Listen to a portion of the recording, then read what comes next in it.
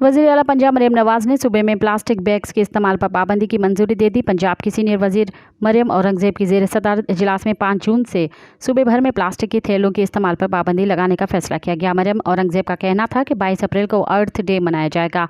Plastic को non मुहिम का आगाज़ होगा। प्लास्टिक बैग्स की तैयारी, तरसील और इस्तेमाल पर मुकम्मल पाबंदी यकीनी बनाएंगे। प्लास्टिक थैलों पर पाबंदी के लिए वज़ीर आला पंजाब ने भी मंजूरी दे दी।